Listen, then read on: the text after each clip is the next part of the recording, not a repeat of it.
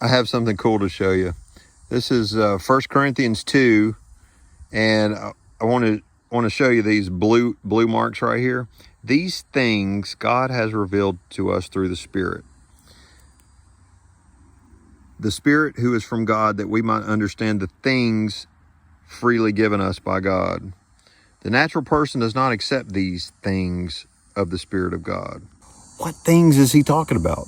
I think you can understand it more if you just read through 1 Corinthians 2 as a unit, and you'll see that what these things are. These things are the wisdom that comes from the Spirit. These things that come from the mind of God, that are conveyed by the Spirit of God, and in this case was also spoken about by the apostles.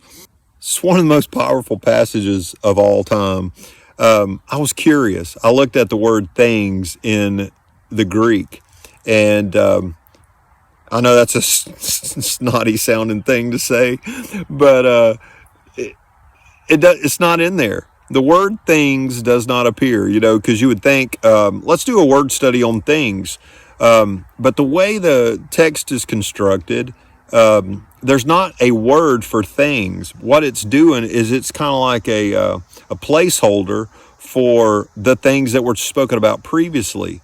Now, this whole passage talks about that there is a wisdom of the world, there's a wisdom from God. And the things the apostles were doing were the wisdom from God. And this wisdom from God is conveyed directly from the Spirit of God. And I think, church, we need to wake up and listen to the Spirit of God, and not just the spirit of the world that is conveyed as the wisdom of men. And if we can't claim that we're getting our stuff directly from God and demonstrate it by the Word, or by showing cohesion with what we're saying with the Scriptures, then we should rethink and we should consider what these things are. These things are the most important thing in the world.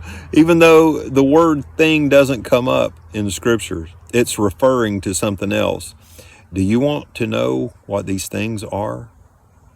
These things that are so much the important stuff of life? Then read the passage. Listen to the Spirit of God.